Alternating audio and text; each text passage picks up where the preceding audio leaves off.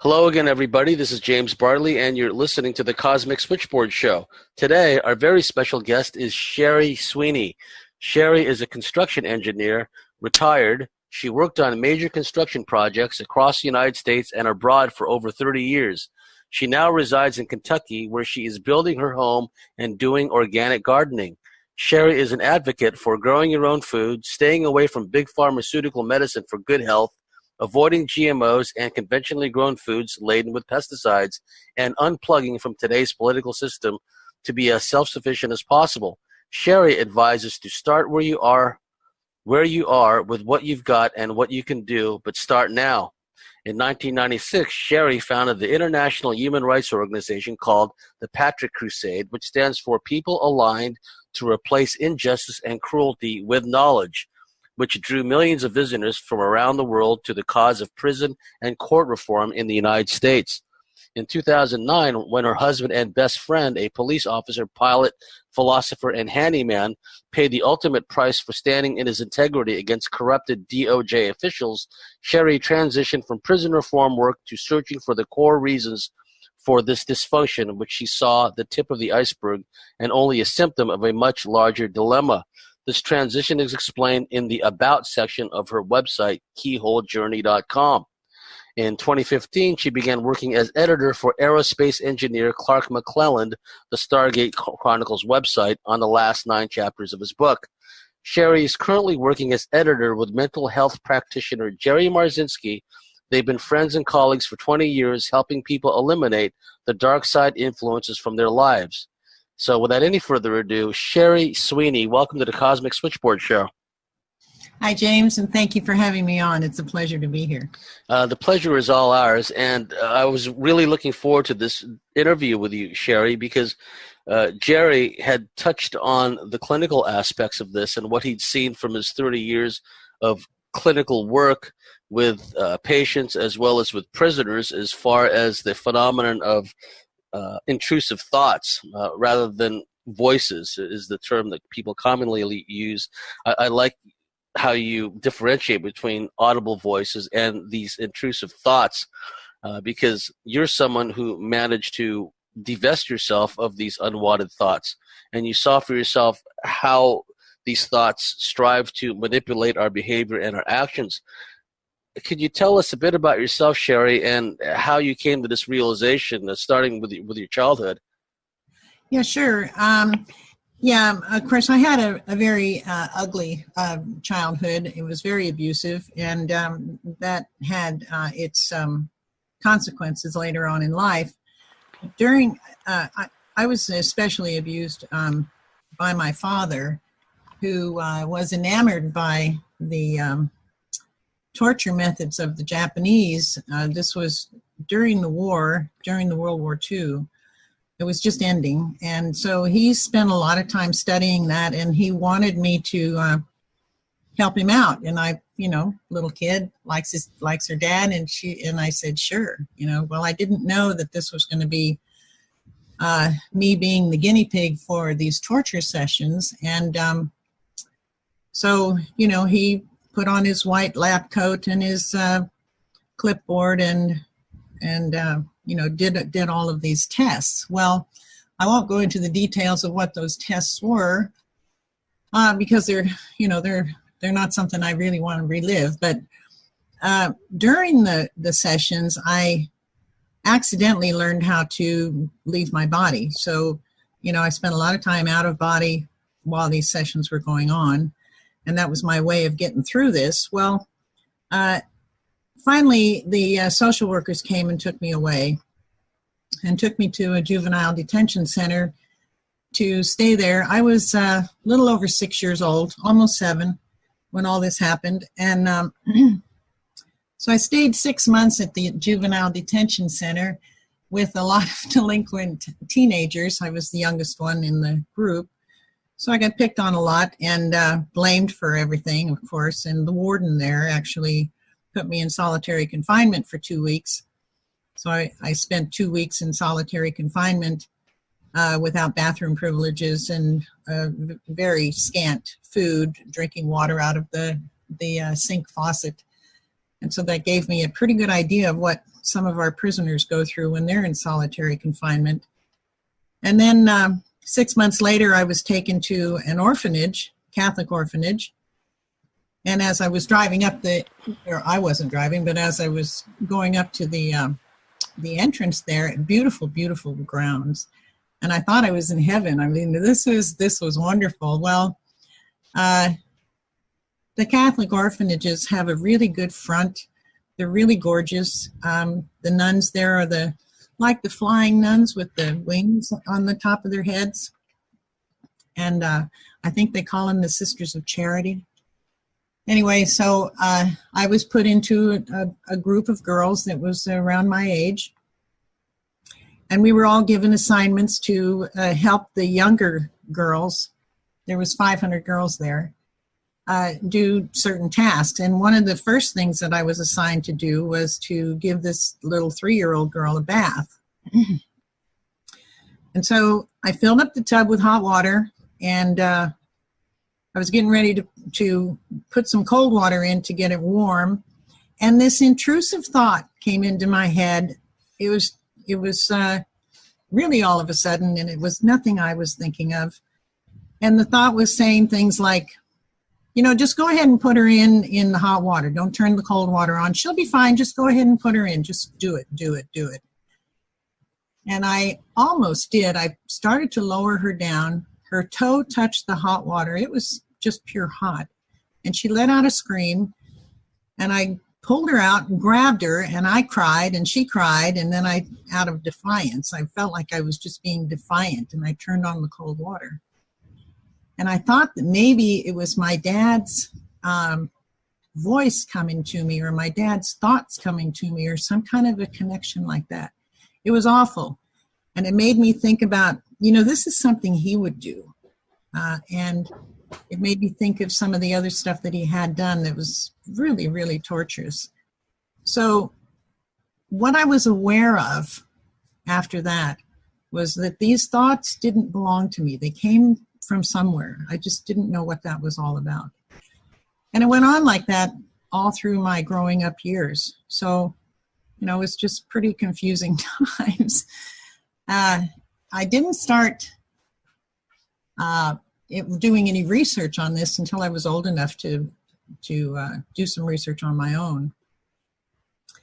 And I had no idea what was going on. So my first attempt at finding out what was happening to me was to read about the brain. How did the brain work? What was that? And that was really interesting stuff, but it was all academic, and it didn't really tell me anything at all. It didn't tell me about mind manipulation. It didn't tell me about mind control. It didn't tell me about any of that stuff. So I was lost, and I really didn't know where to go from there. And so one day I was in a bookstore and just looking around for books to read to find out something that would help me figure out what was happening. And this book fell off the shelf right at my feet, and I leaned down to pick it up and put it back. And but I opened up a page, just random page, and there was some really what I thought helpful words. So I took the book over to the coffee area and sat there and read for a while to decide if I wanted that book or not. And it was, I think this was in the 70s. And it was a book called Your Erroneous Zones by Wayne Dyer. Never heard of him. And so I decided to go ahead and take the book and read it. I read that book, and I can't remember everything that was in there, but I do remember one phrase that was in there that turned my life around. And it was saying that you can have control over what you're thinking. You do have a choice over what you're thinking, and nobody can make you think or feel any way that you don't want to feel. And as weird as it sounds, I didn't know that. I didn't know I had choice. So that kind of is what got me started on this trek. Now, after having read that, going forward, how was your transition? I don't know if you read that once you got into the workforce or after you'd been in the workforce. How did it go from being a little girl from that abusive background, which thankfully you survived, and becoming a young adult and having to, deal with the aftermath of that? Well, my life was pretty messed up. I mean, I had a lot of automatic knee-jerk reactions that I did not want to do. I did not understand. I overreacted on a lot of things. People would say innocent things, and I just misunderstood and overreacted according to the way that I had acted as a kid. And so what I've learned since is that from the age of 0 to 6 or 7, a child's brain is in the theta stage, in the theta state.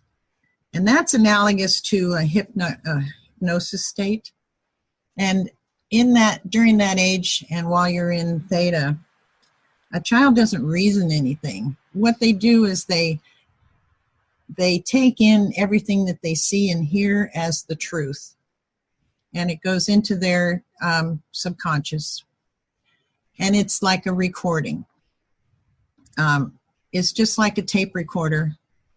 And it just plays. And it apparently, from what I've read, from a lot of different sources, primarily Bruce Lipton, who talks about this a lot. We live by our subconscious about 95% of the time. And we are only conscious, meaning being here, being aware of where we are and being here now kind of thing, about 5% of the time. So if we're thinking about anything other than right now, we're working on our subconscious and that 95% of the stuff that got recorded when we were age 0 up to 6 or 7 years old. And so, I mean, there's been a lot of studies on that. And in fact, the Jesuits have said, give me a child when he's until he's 7, and we'll have him for the rest of our lives or his life. So they know this stuff. Well, the dark side knows this stuff too. So everybody goes through this. Everybody goes through this. We're programmed as young children into our subconscious. And it's just like a tape recording. You can't go change it unless you rewrite it or unless you erase it. So, it's like any tape recorder, right? And so that takes some doing, and that takes some getting inside yourself and figuring out, what is on that tape. Well, that's kind of where I went, and spent an awful lot of time watching my thoughts, paying attention to the kinds of knee-jerk reactions I was having, even going to the point of stopping myself mid-action or mid-sentence to say to whoever I was talking to, wait a minute, let me just do a redo on that. I'm going in the wrong direction.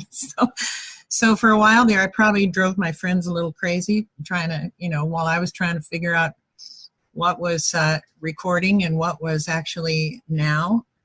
So it was a pretty confusing time. Well, it sounds like you had developed, a remedial means to deal with this, because a lot of people are unaware of their own thoughts. And if they're unaware of their own thoughts, they're certainly not going to be aware of these intrusive thoughts that exist outside of them that's trying to work its way in. So the fact that you were able to recognize that, hey, some of these thoughts, especially going back to bathing the little girl, that they're not from you, they're from somewhere else, that was a very big start. Now, as you got older, were there times when these intrusive thoughts, say when you were well into your career, would they come up if say you had a decision-making part of some of the corporations and companies you were with? Would there be times of when you're trying to make a decision about something, when hesitancy would kick in, or anxiety or confusion or thoughts would kick in that were kind of detrimental to the whole process? Did anything like that happen? Oh yeah, it happened all the time, and most of it came in the form of being, I would think things. When I say hear, it wasn't audible voices, and I really need to make that distinction because some people do hear voices, but most people only hear their own thoughts, and they're not their own thoughts.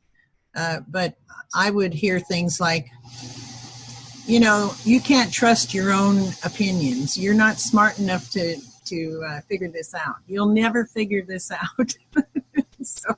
So I was bound and determined to do the opposite of that, to see if I could figure it out. I would test myself all the time to see if I could figure something out.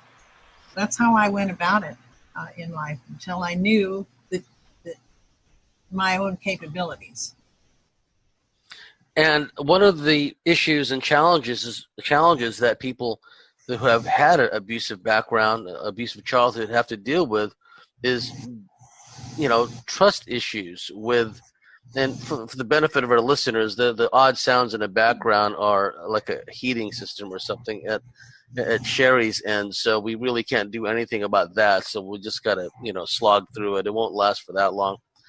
The trust issues which people develop, understandably, because if one's own father, as in your case, would be abusive to you, that has a way of shattering the trust that you may have to develop with someone else, not just in an intimate sense, but in a business sense, a work colleague situation sense.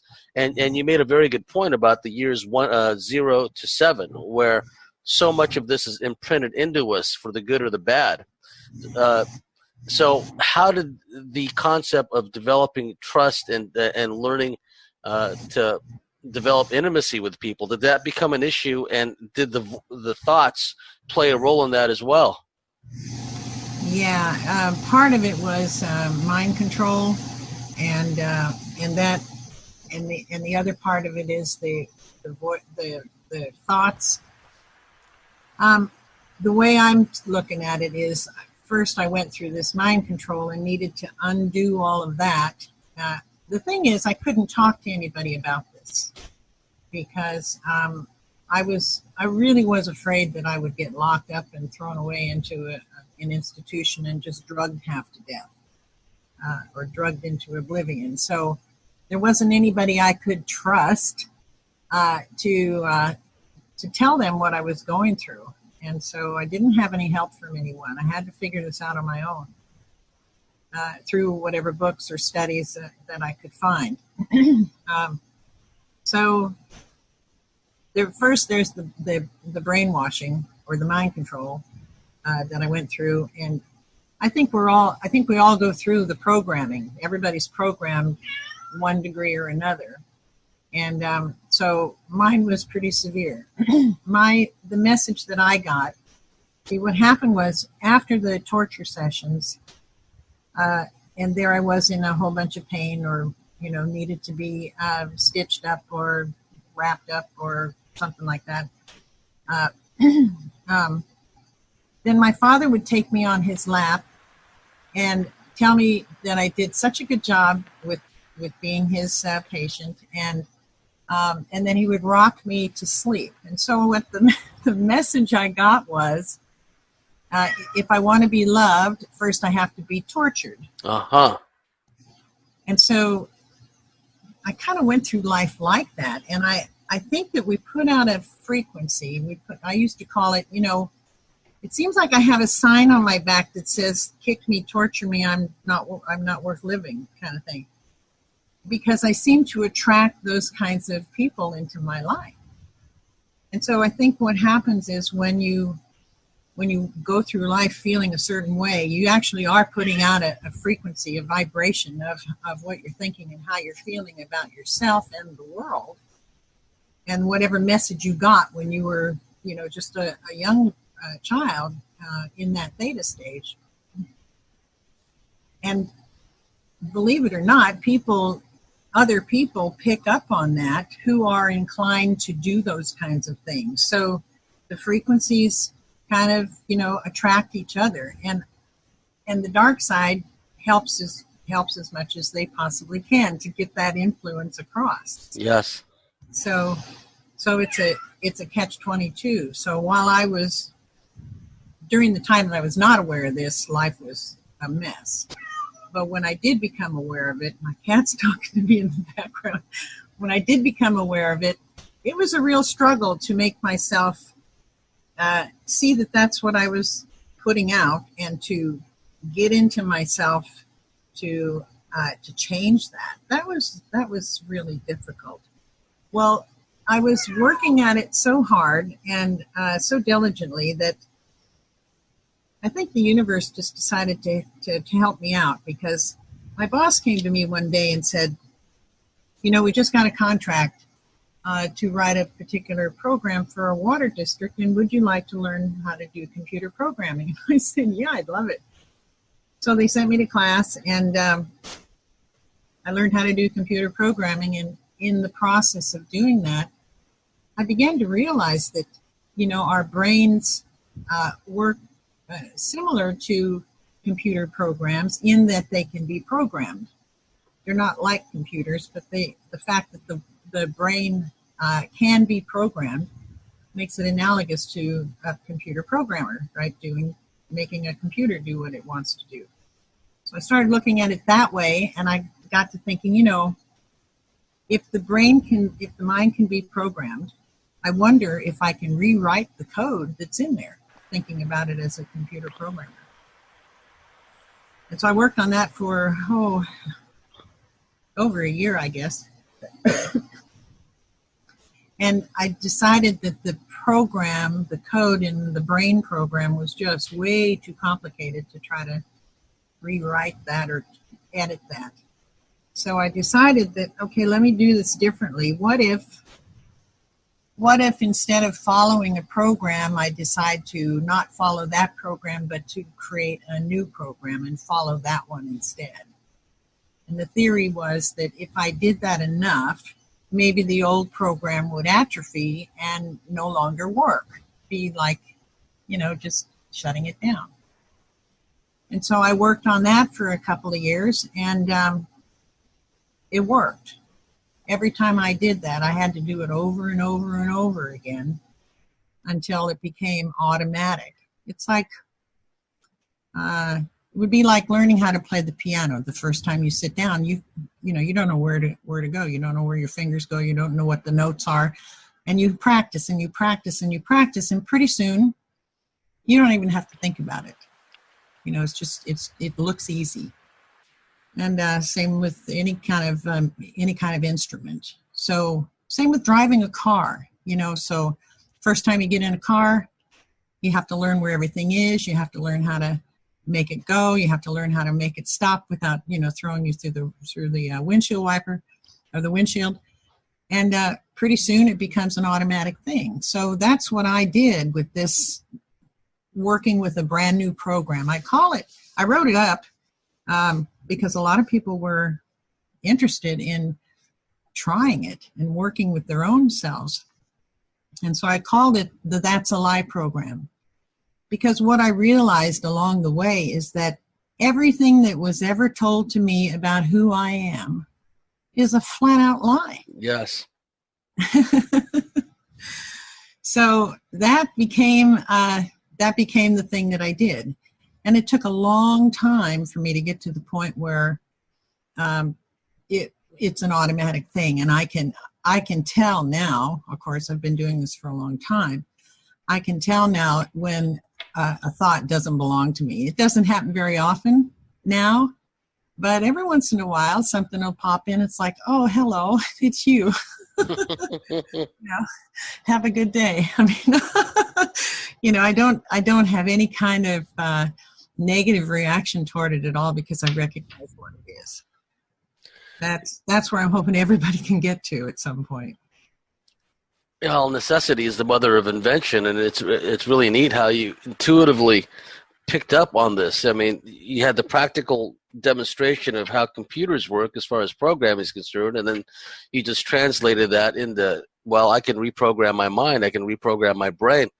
Could you give us examples of when you first applied this, and how, what effect you got, and how you started building on your success? Yeah, the first time when the first thing that I did was, okay, so I'm going to reprogram my brain. I'm going to try a new program. And everything I came up with was really complicated, and I knew I needed to have something that I could remember while I'm in the midst of being attacked by these intrusive thoughts. Because when that's happening to you, first you have to know that that's happening. That's one big, huge step. And then when you do know that that's happening, you have to remember the thing that you have to do to make it stop and make it change, right? And so reprogramming your mind can be a very complicated thing. So when I realized that everything I'd been told about who I am is a flat out lie, I decided to keep it short, keep it real short, and just say that's a lie. And so I started doing that when I would, get these knee-jerk reaction things that I did, or when I'd start overreacting to something, I would just say, stop, that's a lie. I'm doing this. I'm not doing this anymore. I'm doing this. And I would think of something else. And so I had to develop things to think about. And it can be anything. It has to be simple in the beginning. It has to be simple all the way through for it to work really well and quickly. You just have to remember. That's the key, is remembering. Because when you're in the midst of being attacked, you can't remember squat. You're involved in it. You're embroiled in it. This horrible thing is happening to you. These crazy thoughts are going through your head, and you don't know how to stop it. You can even say things like, "Stop it! I don't want that." Well, that doesn't work. But what does work is say, "That's a lie," and start thinking of something else. And it can be anything else. It can be a sunrise. It can be a rose. It can be the love of your dog or your cat, or it can be, listening to some music that you like. It can be taking a walk and looking at nature, and just anytime that foreign thought comes in, just keep on saying it. That's a lie. That's a lie. That's a lie. When you believe that that's a lie, everything changes. But until you actually know that it's a lie, you just have to keep doing it. Does that make sense? Absolutely, it does. And how persistent were these intrusive thoughts once you embarked on this program of self-program of changing the programming, so to speak? Yeah, it's very, it gets worse. It really gets worse because now that I know what these are, and I know that these are what I call dark side entities, at the time when I first started, I didn't know that that's what they were. But now that I know that, I can understand why, they would attack even more than before. When you start doing this program, you just have to keep plowing through. And that's because you're getting ready to cut off their food supply. Because when we're in a negative state of any kind, whether it's feeling insecure, whether it's anger, whether it's fear, whether it's any kind of anxiety, or even when you're in pain, there's a frequency that goes out. It's a negative frequency. These can be measured in the lab now. We have the equipment to do that. So this frequency goes out, and these beings, they're frequency beings, and the negative is their food. So they don't like the positive energy. They don't like the love energy. They don't like the compassion, energy. But they do enjoy the negative energy. So it doesn't really matter what words you're saying. It's what you're feeling that makes all the difference into what frequency you're putting out. And they know that. So as you start to get into this That's a Lie program to reprogram your brain and use a different part of your brain until it all connects and works automatically, you will get attacked even more than before. You just have to plow through it. And it's not fun, but you just have to be determined. How would did they try anything new on you? Did they try to do things like to make you crash your car, or did they give you bad dreams of crashing cars, or put you in like nighttime dream scenarios where somehow they hacked your dreams, or did it intensify to that level, or was it mostly at a conscious level where the thoughts became more intrusive? Nothing physical for me. I've heard of it being physical for other people, you know, like crashing cars and things like that. I don't know that they can actually do that. That's a mindset to make you want to crash a car. But I'll tell you what, I have heard, and I've even had this happen to me before, where I'm driving down the road and all of a sudden a thought would pop in that would say, I wonder what would happen if I drove into the oncoming lane. Yeah. It's like, okay, well, I'm not doing that. You know, that's really a big lie. And so, but and I've had other friends even tell me, you know, I had the weirdest thing happen to me. I'm driving down the road, minding my own business. I'm going to go see some friends. I'm going to go grocery shopping or whatever.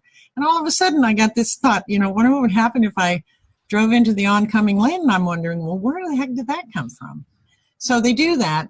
And it depends on if a person really wants to listen to them or they think they have no control. Maybe that could cause a car crash. I don't know.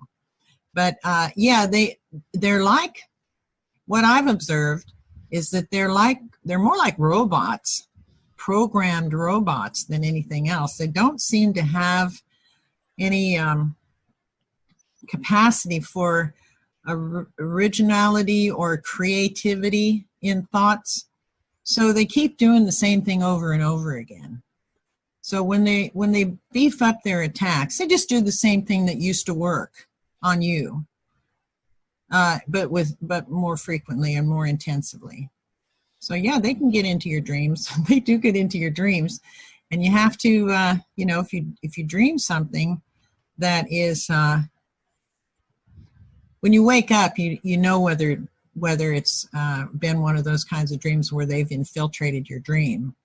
And as you keep going along, you get to the point of where you recognize that, and I think they call that lucid dreaming, but I'm not sure.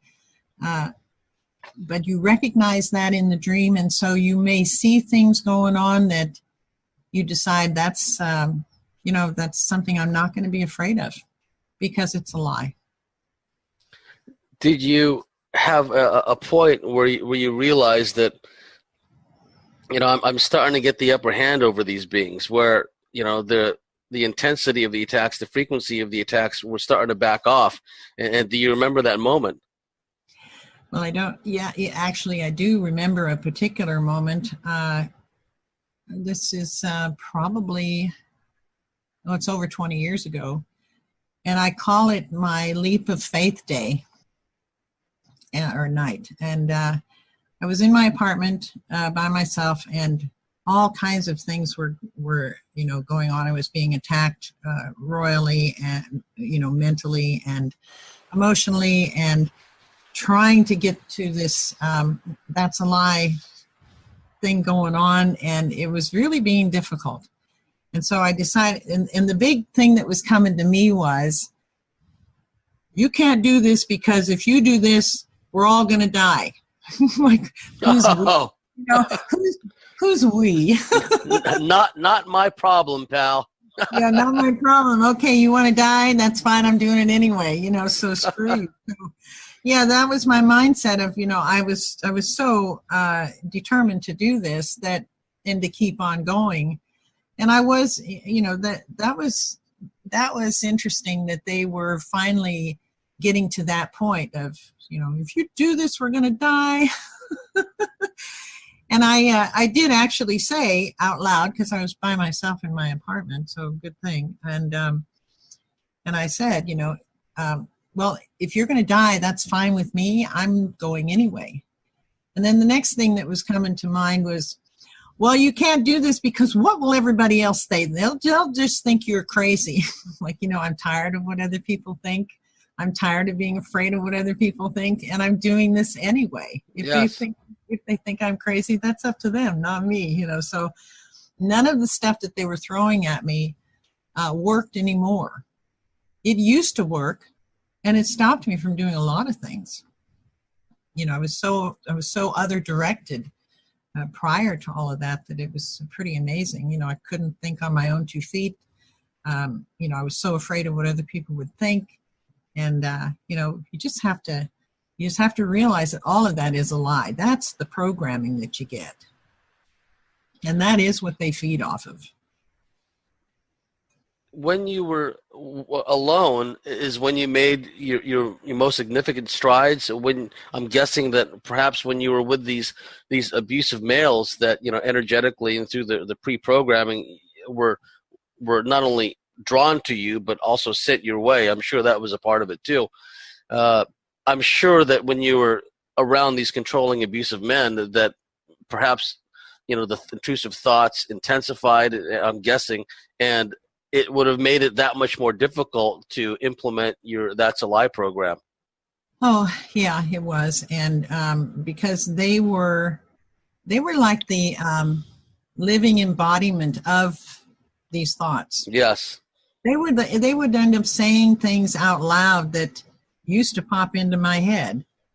And when I finally started noticing that, it's like, wait a minute. Okay, so maybe they're influencing them to act this way toward me. And one of the things that did happen with the people that I was with is when I decided to change my own way of being things and my own way of looking at things, that's when I ended up being in physical danger by them. By the men that I was with. So, you know, it was not fun. But I realized one day, you know, if I don't do this, my spirit's going to die. And I'm not going to let that happen. I'm just not going to let that happen. My body might die and that's fine, but I'm not going to let my spirit die. And so, you know, I just took that leap, took that step, and decided that from now on, from this moment on, I'm not going to budge. I'm just going to keep with the That's a Lie program, no matter what happens, no matter what anybody says. And so that's the kind of diligence that a person needs to do when they're being severely attacked. Did you notice that once you began to see success with the That's a Lie program, and after you'd detach from some of these controlling abusive men who seemed to be under the malign influence of these entities that were behind these intrusive thoughts, did you notice that you just weren't meeting these kinds of men anymore? Absolutely. And I have to back up and just say that one of the things that I got to, one of the states of mind that I got to was realizing that, okay, I've done the That's a Lie program and it's worked. And I'm no longer being bombarded by these intrusive thoughts.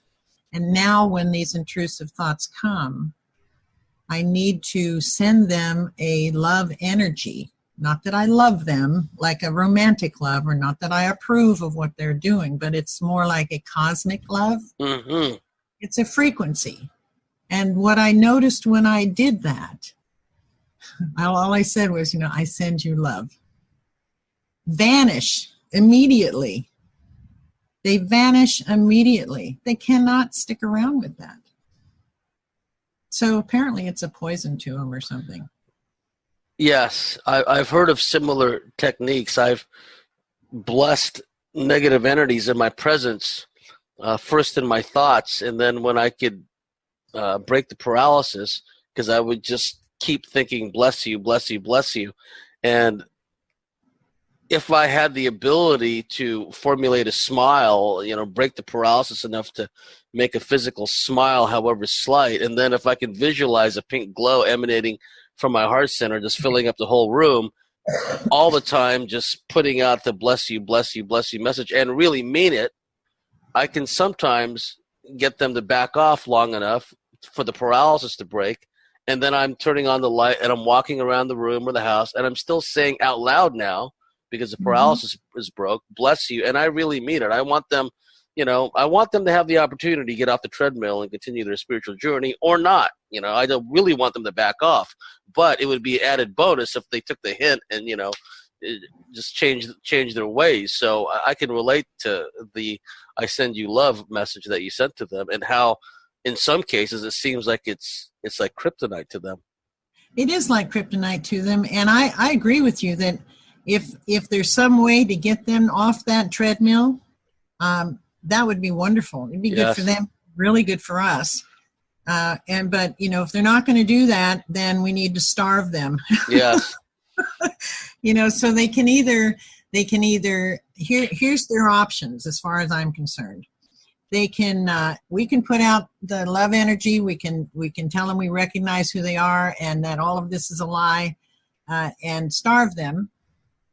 Or, if they're feeling starved, they can leave, or they can get off the treadmill and realize that they don't have to have negative energy for food.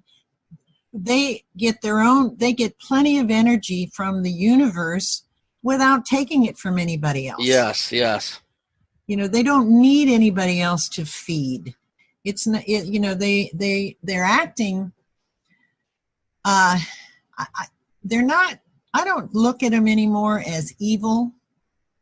And that's because to me they're so robotic, and they're more like some critter that's acting instinctually, like a flea or a mosquito. Or a leech. They don't attack you because they hate you. They attack you because you smell good. Yes. And so there's no malevolence in them, in those critters, those insect critters, for doing that.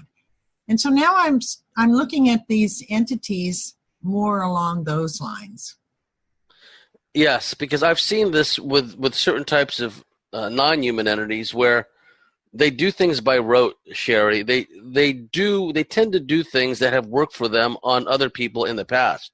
And it's kind of like a broken record syndrome for you over 40s out there that remember the vinyl LPs, where they would just be the skip and the same thing would play over and over, because I guess they've gotten such good results from their standpoint off others in the past that they're just going to keep trying it on you, for example, or for me. And then when it doesn't work, they just move on, to greener pastures. Yeah, and I've even had them when something doesn't work with me that used to work with me. They come back with the same thing again and again and again. It's kind of like, to me, it's like a Monty Python sketch, that's, terrifically ridiculous. And yeah, like the abuse office, where someone walks in and just starts screaming at you. And yeah, I know what you mean. Now, one of the problems that people have when they're dealing with these intrusive thoughts is that sometimes these intrusive thoughts try to goad or otherwise influence them into getting involved with substance abuse, whether it's pill popping, pharmaceuticals, whether it's alcohol, illicit drug abuse. Did they try that technique on you? They try to guide you in that direction? Well, sort of. I mean, I didn't get into drugs in an abusive way, although I did experiment with several different kinds of drugs, and I did really like them. And so thankfully I didn't get into that. But they were introduced to me, saying, "Oh, this is great. You got to try it, blah, blah, blah." And so I'd say, "Okay, fine," and I'd try it. And then it's like, okay, so I don't really like this.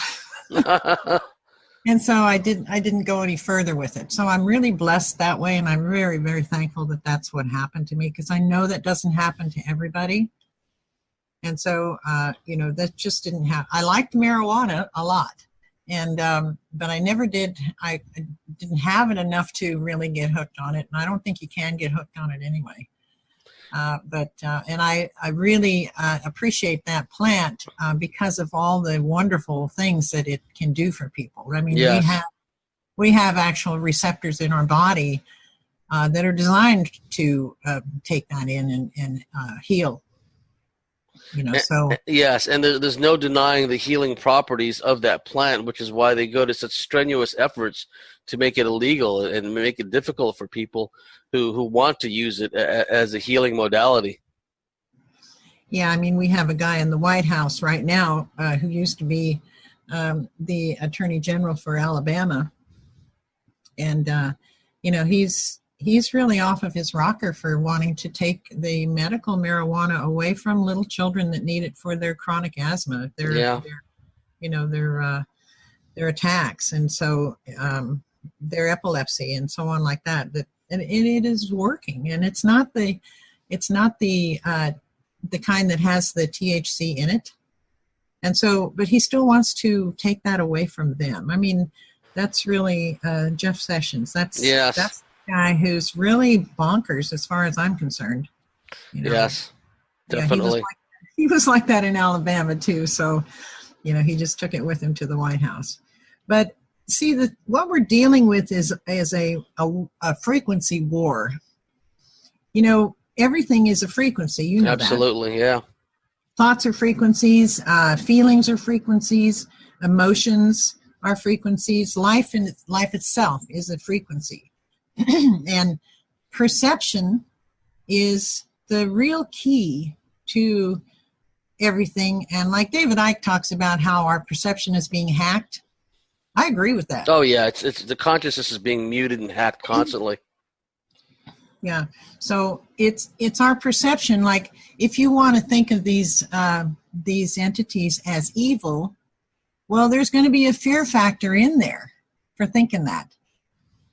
And so that's why I think it's important to call them out as liars, realize that they're lying to you, and then actually get to the point where you can send them that cosmic love. There's no fear in that, and there's no negative frequency in that. So you're not interesting to them anymore. They have no power of their own. The only power they have is the power that they get from us. But they have to trick us into doing that. And that's another thing I want to get into later on is we are such powerful beings. And we've been programmed to not even know that. And there's more and more people realizing that, which I think is wonderful. Well, please get into that right now, because I'd like to hear that. Yeah, well, we are such powerful beings. We've been programmed to not realize this at all. I mean, back in the 1940s, when scientists realized, for example, that just observing a lab test changes the results, right? Yes. So that was one of the most powerful things about humans. Just observing something changes the characteristic of the outcome. Well, how powerful is that? And they wanted to hide that from people. There was no way that was going to be big headline news, because we've got a planet full of gatekeepers here that are doing everything they can to keep us from knowing this stuff. Yeah, and just to interject for a second, it's why they created the term placebo, because in these clinical trials, people were literally healing themselves off sugar capsules, and they didn't want that to get out, so they came up with something that deliberately obfuscate the fact that we are self-healers by calling it the placebo effect. Yes, and even the ancient documents, even the Christian Bible talks about how I don't remember the exact words of one of the phrases, but it's something like, look at things that are not as though they are, and they'll come to pass. Then they will be. So there's a lot of people out there now talking about how, I'll believe it when I see it. It should be I'll see it when I believe it. Yes. So that's another indication of just how powerful we are as human beings. And so the way I'm seeing this is now, if we're that powerful, it's no wonder that they're having to throw all this stuff at us.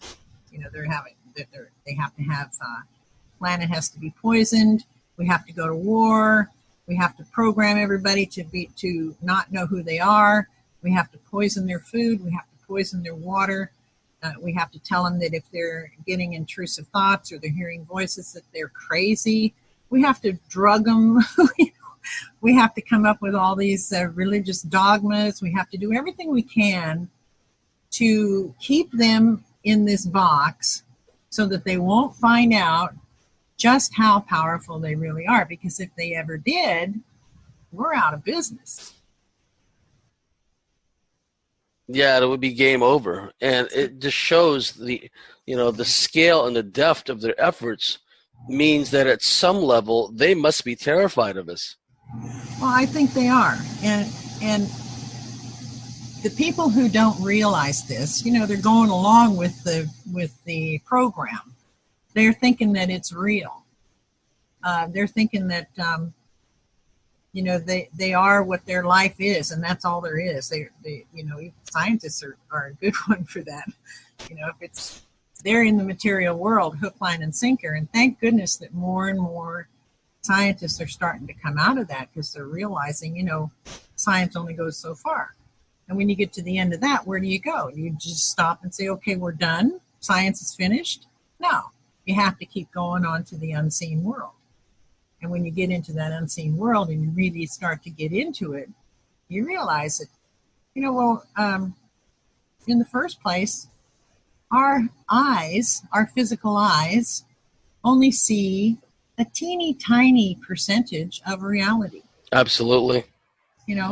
There's so much more reality out there that we don't see. And that we have to get out there. We have to realize that that's the truth. So we have to go beyond our physical eyesight. We have to get in touch with our emotions and our feelings, because those are frequencies that are going out to the whole universe.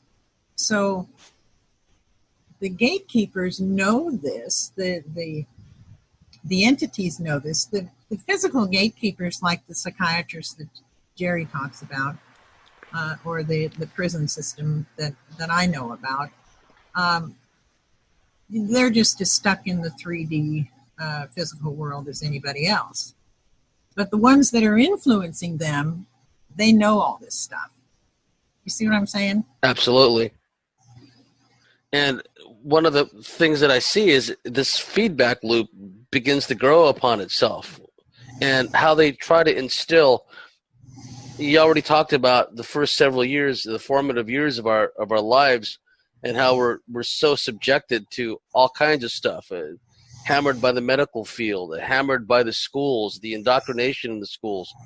And then as we get older and become, it's not so much a question of us becoming more aware. I'm looking at it from the perspective of younger people today, millennials and Generation Xers before them, whatever they're called, where they don't have a frame of reference, Sherry. All they know is wars. All they know is these rampaging epidemics that are breaking out all over the place. All they know is terrorism. All they know is, another flu outbreak. You got to get your flu shot. So they're constantly hammered, and the common denominator is fear, fear, fear. Keep looking to the system for help, for handouts. And when we get into that stage where every thought, every action, every course of acts we take is predicated on this need to alleviate this fear. Everything is done to make us less fearful and make us feel more safe. It'll have that cyclic effect of just plugging us in further and further and further, because that's where these intrusive thoughts really come into their own, I believe. Because the media, the drumbeat way, they keep hammering the same messages over and over. It instills these OCD thought loops. And the way the media and the way the cinema operate also, they operate in sound bites, in slogans, in endless repetition. So more than ever, we need to detach from that and really begin to get into our own space, get out of our headspace, and be grounded. And so I can see how in your progression, Sherry, that took you full circle back to nature. It took you back to working with plants and gardening and becoming one with the environment and grounding yourself in a very big way. Oh, absolutely. And, we can't expect all humans on this planet to make that kind of full circle. There they're not remembering who they are, and the society, the system, the establishment, whatever you want to call it, is doing everything possible to keep everyone from remembering all those things that we are. And so the tricks that they're playing are horrendous. I mean, some of them are just, they're everywhere from subtle to grotesque. And this is all, these establishments are, they're influenced, as far as I can tell. They're influenced because they're not remembering who they are either. Yes. So they're influenced by this, these entities, these invisible entities. We can call them dark side entities for now because that's where they live. So they're influenced by these dark side entities to forget who they are too, to not remember who they are. We want to make sure this establishment doesn't know who they are, because as soon as they start remembering who they are, they're not going to be dishing out all the baloney that's going on, all the lies that the young people who are between these ages of 0 to 6 or 7 years old, working in the theta hypnotic brain state, they can't know the difference as in that state. They only know their tape recorder is just recording everything that they're seeing and everything that they're hearing and everything that they're feeling. And so by the time they grow up, or by the time they become teenagers and start to use different states of mind, they're already programmed. So that's the rub. I mean, that's the hard thing to get over. And I want everybody to know that, because it's a difficult thing to overcome. You know, you can't just say, oh, I'm going to change. I've seen a lot of people do this, and I've done it myself, where, oh, I'm going to change, and tomorrow or even tonight I'm going to be different. Well, it doesn't work that way. You know, this is a computer. This is analogous to a computer program, and so you have to really work consistently at it. You don't even have to believe it to begin with, because you just have to start telling the subconscious, talking to the subconscious, having a lot of self-talk. I need a drink of water, just a minute. Having a lot of self-talk to convince that program that what it's playing is not true. And it has to be over and over and over again. Well, you've proven, Sherry, that it works, and all one winner needs to know is that another winner did it first. So you've blazed the trail for people to follow. I've seen the insidious effects of these voices. I've had people in my extended family that were constantly talking to themselves, and they would just have a flash of anger because some random intrusive thought would come in. Not really random, but some intrusive thought would come in, and it would set them off, and they would have a physical reaction from it. Mm-hmm. And they would seem to be sitting there berating themselves or telling the voice or whatever to shut up. So I've seen for myself how this process of wearing a person down, breaking them down until they're basically opened up, and the entities basically take over that person and basically guide that person's destiny to wherever these entities want to take it. Well, we've reached the end of a fascinating first half, Sherry. Can you give us your website? Yes, it's www.keyholejourney.com. And everything that we're talking about, there's a whole bunch of topics there. Just click on the topics link, and there'll be a whole list of different topics that you can research yourself. We've reached the end of the first segment with Sherry Sweeney. If you like what we do, if you believe in what we do, please go to thecosmicswitchboard.com, sign up, and become a member, and we'll see you at the top of the next hour.